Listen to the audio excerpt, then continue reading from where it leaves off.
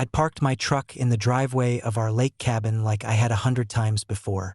It wasn't blocking the road, it wasn't violating anything. It was on my own gravel, 30 feet from the street. But to Karen's fake HOA enforcement team, it was an opportunity. I was inside making coffee when the crash shook the windows. I bolted out to find a man in a knockoff uniform, black polo, dollar store badge, swinging a metal baton at my windshield. The glass spiderwebbed with each strike. My hood was already dented like a tin can. "What the hell do you think you're doing?" I shouted. The man spun on me. "HOA enforcement. This vehicle is in violation. I'm impounding it." I laughed in disbelief. Impounding? On my own property. He raised the baton like he meant to swing again. "Back off or you're next." Big mistake. Before he could blink, I closed the distance. 12 years of military service meant my reflexes weren't rusty. I grabbed his wrist mid-swing, twisted, and the baton clattered to the gravel. One sharp shove sent him sprawling against the hood he'd just smashed. "You just vandalized my vehicle," I said, voice low. "On private property. And you're pretending to be law enforcement. Do you know what that adds up to?" He scrambled to his feet, muttering about authority and bylaws. I didn't let him finish. My wife had already dialed the sheriff. Within minutes, sirens cut through the pines. 2 deputies rolled up fast, hands on holsters. The fake cop puffed up his chest like he'd been waiting for backup. "Good, arrest this man. He attacked me while I was enforcing HOA rules." One deputy raised an eyebrow. "You're HOA."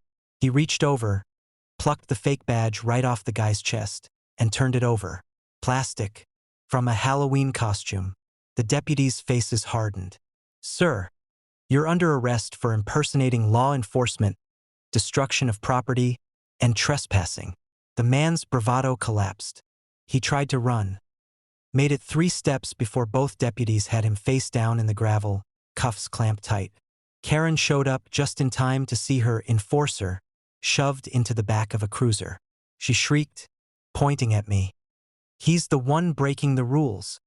He parks wherever he wants." The sheriff himself arrived then, stepping out of his SUV. He listened for 30 seconds, then turned to Karen. "Ma'am, this property isn't part of your HOA. You had no right to send anyone here. And hiring men to impersonate police? That's a criminal conspiracy. You're lucky you're not going in with him." Karen went pale, stammering about misunderstandings and community service. The sheriff didn't buy a word. By the end of the week, the HOA was hit with civil suits from me, criminal charges for their fake cop, and a mountain of bad press after the sheriff released the body cam footage. The sight of a grown man in a dollar store badge screaming, "I'm HOA police," before eating gravel became the county's running joke. My truck was totaled, but the HOA ended up footing the bill, triple damages. I used the payout to buy a newer, bigger model with a custom license plate that read, "No HOA." Now, every time I fire up that truck, I grin. Because Karen and her fake cop thought they could intimidate me with a baton and a cheap badge. What they got instead was handcuffs, charges, and humiliation that spread across the whole county. And I didn't even have to lift a finger. Just let the law and their own stupidity do the work.